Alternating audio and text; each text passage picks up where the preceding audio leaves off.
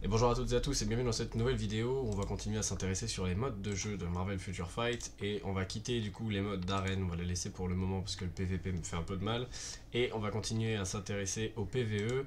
Je pensais faire une vidéo dédiée sur l'invasion du multivers mais bon, il n'y a pas grand chose à dire, le mode de jeu est assez simple et la plupart des gens vont juste cliquer sur l'auto-répétition. Aujourd'hui, le jeu a été un peu amélioré, ce qui fait que ça choisit vos tier 4, donc il n'y a aucun problème à jouer en auto.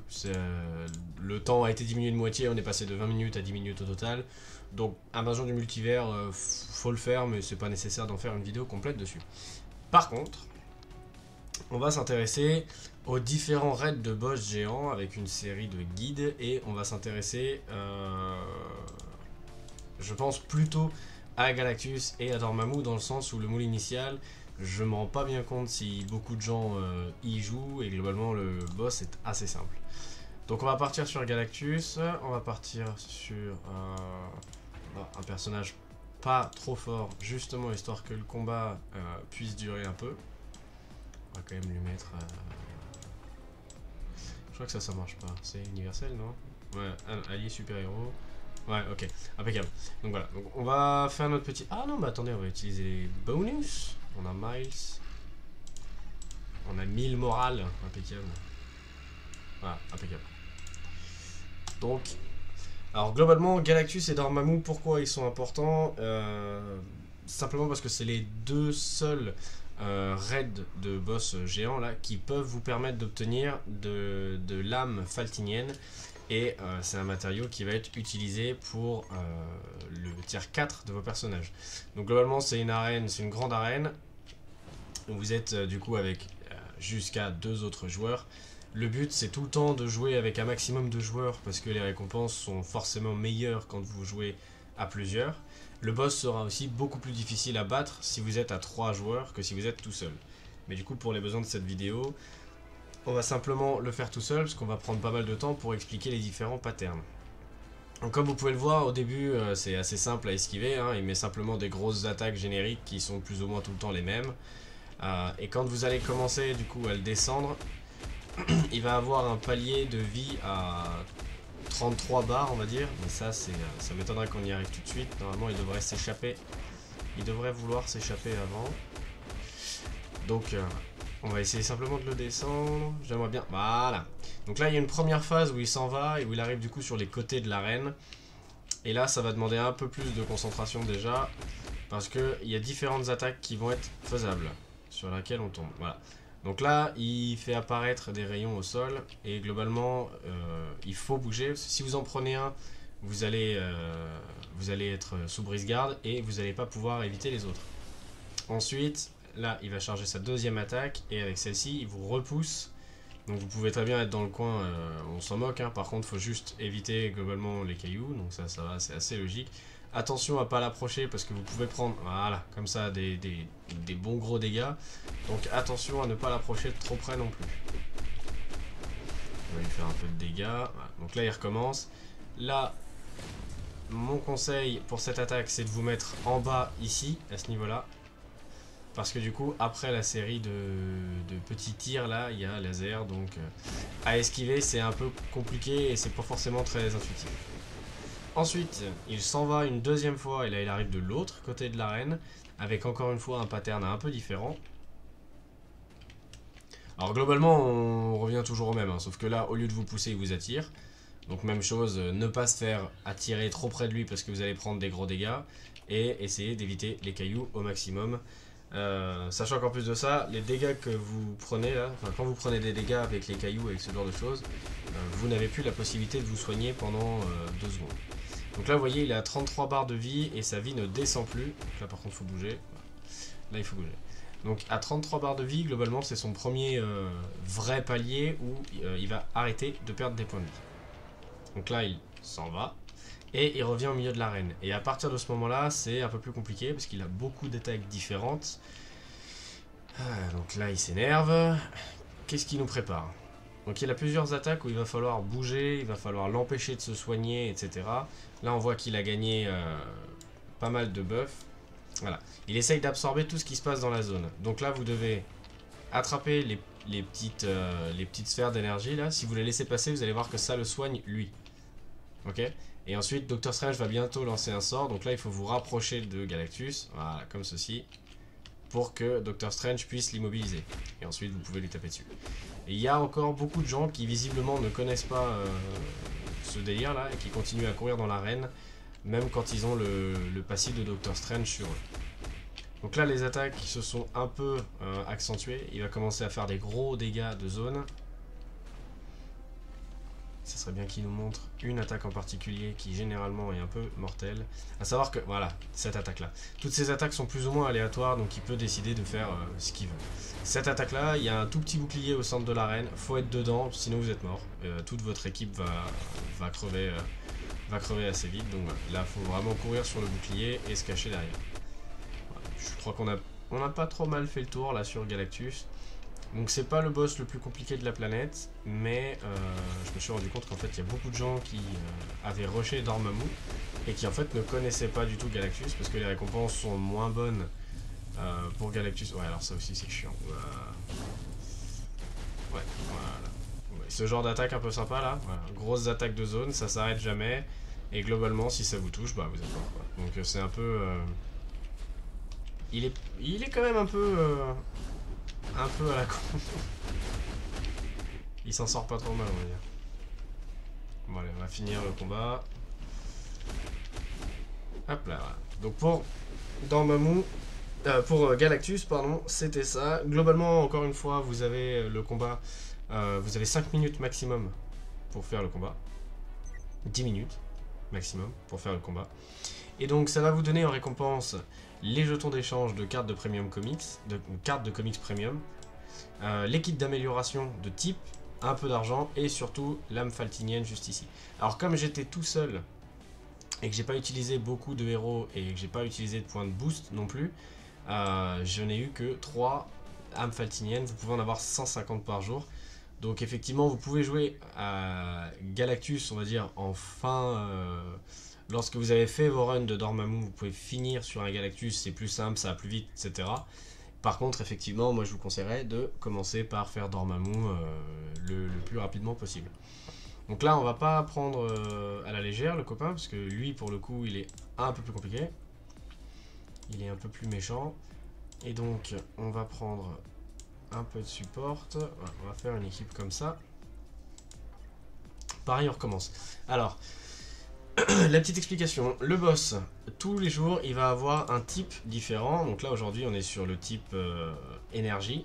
Vous pouvez avoir l'aspect des récompenses juste ici. Chaque type va vous donner en récompense supplémentaire les bouquins de Vishanti en fonction du type. C'est-à-dire quand il est type énergie, vous allez avoir explosion, vous allez avoir les livres de Vishanti, explosion, etc., etc. pour combat, vitesse et universel.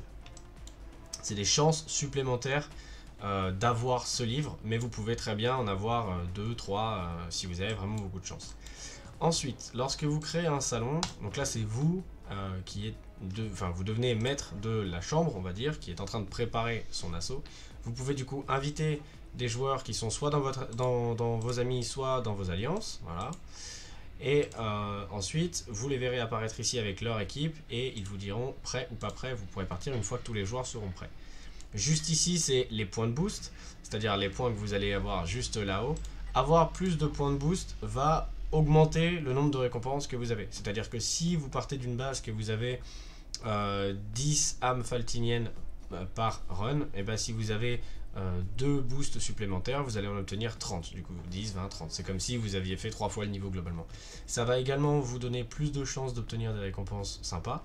Typiquement, alors c'est extrêmement rare, mais la possibilité d'obtenir des CTP. Alors chaque jour de Dormammu, pareil, attends, ça m'étonne qu'on puisse pas voir... Ouais, voilà. Chaque jour de Dormammu, et ça marche aussi pour Galactus, hein. Chaque jour de Dormammu et Galactus vont vous donner des CTP différents et vont avoir une chance d'obtenir un bouquin différent. Donc là vous avez tout le listing globalement ici. Et donc ça, en utilisant vos points de boost, c'est là que vous allez avoir le plus de chances d'obtenir ces récompenses. Et juste en dessous, vous avez les persos synergie. C'est intéressant de les utiliser, mais c'est assez rare que ça tombe sur des bons persos. Globalement, c'est des persos qui vont vous permettre, encore une fois, d'obtenir de meilleures récompenses. De toute façon, c'est écrit juste ici. Par contre, ça va aller piocher dans tous les héros du jeu. Et c'est-à-dire que là, typiquement, moi, le héros synergie qu'on me conseille, c'est Scourge. Il n'y a aucun moyen que Scourge soit d'une quelconque utilité pour battre Dormammu. Et étant donné que j'ai besoin d'un ou deux supports, j'ai vraiment aucun intérêt à prendre Scourge. Donc on va aller dans ce niveau et on va voir la différence entre Dormammu et Galactus du coup. Alors Dormammu il est quand même un peu plus costaud, on va dire, vraiment costaud même. Et vous pouvez, n'hésitez pas à vous faire porter par des gens de votre équipe ou de votre alliance. Donc même chose, on arrive dans une grande arène avec un grand boss pas cool. Ça du coup c'est une attaque qui va se passer en 3, qui va vous effrayer quand vous allez marcher dessus et qui va vous interrompre. Cette attaque là au sol, elle indique où est-ce que va se passer sa prochaine attaque, celle-ci. Et donc celle-ci va se mettre à cracher du feu sur toute la ligne. Donc c'est intéressant de capter où part la première gerbe de flamme pour savoir s'il va se diriger du côté droit ou du côté gauche de l'arène. Voilà, globalement.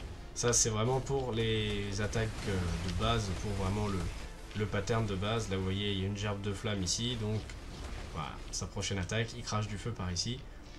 En étudiant ça, je peux me mettre à l'abri comme il faut. À 40 barres de vie, on va rentrer sur un premier pattern avec lui. Donc là, ça a changé de côté. Alors c'est pas nécessairement parce qu'il va cracher. Bon là, il le fait. Là, il crache du feu. Mais de temps en temps, il peut juste faire cette attaque de gerbe de flamme sans forcément cracher du feu derrière. Globalement, partez du principe que toutes les attaques qui sont en violette, c'est un peu comme pour les boss du monde, c'est des attaques qui vont passer au travers de vos défenses et qui vont vous mettre un sacré taquet. Donc là voilà, on arrive à 40 barres de vie, et là, il se déchaîne, et il va envoyer des boules. Donc il y a, globalement l'arène est divisée en 3 zones, donc il y en a une ici, une au milieu et une en bas, et c'est aléatoire sur quelle zone est en feu, et quelle zone est safe, globalement. Donc ça pareil, ça suffira juste d'esquiver. Vous pouvez décider de l'attaquer si vous avez des capacités qui font ignore l'esquive, ignore ciblage, mais ça reste un peu... ça reste quand même un peu dangereux. Donc là on a fait du coup tout le tour du premier pattern, ça servait à rien de le garder en vie plus que ça. Et une fois qu'il est descendu à ses 80 barres de vie, là il va revenir pour 40 nouvelles barres de vie, et c'est là où ça commence à être vraiment compliqué. Quand vous allez regarder juste ici, ça réduit les dégâts de perforation supplémentaires subis de 50%. Globalement, ce que ça veut dire, c'est que toute la perforation supplémentaire que vous allez avoir via vos cartes de comics premium, elle va être annulée à hauteur de 50%. Donc même pour les comptes qui ont vraiment beaucoup de perforations additionnelles ou supplémentaires, il est quand même un peu chiant à battre. Aujourd'hui, oui, avec une bonne équipe, on arrive à le terminer en 1 minute, mais globalement, voilà, la première phase est beaucoup plus simple que la deuxième, et c'est pour ça qu'aussi, pour Dormammu expressément, la plupart des héros qui fonctionnent, ou en tout cas qui tirent leur meilleure épingle du jeu contre lui, sont des personnages qui vont utiliser le CTP de rage, parce que justement ça marche bien avec les réductions de défense. Et qui ignore la défense du boss de 60%, ça marche plutôt bien. Donc là on est encore sur les mêmes patterns que tout à l'heure, donc le cracheur de feu, les attaques au sol, etc. etc. Et à 20%, c'est là où on va. À 20 barres de vie, pardon, c'est là qu'on va rentrer sur la prochaine attaque un peu à la con et qui a piégé beaucoup de joueurs dans les premiers mois d'existence de Dormammu. On y arrive, à peu près 20 barres. Là du coup vous allez avoir 3 cercles verts au sol. Il faut être dedans quand les vagues d'énergie, les vagues de flammes arrivent, sans quoi vous êtes mort. Voilà. Vous, le perso en cours et toute votre équipe, parce que du coup les persos vont changer les uns après les autres et globalement vous mourrez. Alors il y a des stratégies pour pouvoir recommencer à taper plus vite sur le boss, notamment avec les personnages qui ont la possibilité de revivre, comme Tingray ou ce genre de choses, en vous collant à lui et en vous faisant exécuter très vite. Comme ça vous allez passer outre les premières vagues de flammes et vous allez pouvoir recommencer à lui taper dessus. C'est un peu risqué, il faut le maîtriser, mais après ça passe tout seul. Et donc comme vous pouvez le voir, une fois qu'on a descendu les 20 barres de vie, là il y a des orbes, qui passent, voilà, de façon aléatoire au milieu de l'arène. Et donc le but c'est de les esquiver. Si vous ne les esquivez pas, vous prenez 50% de votre vie d'un coup.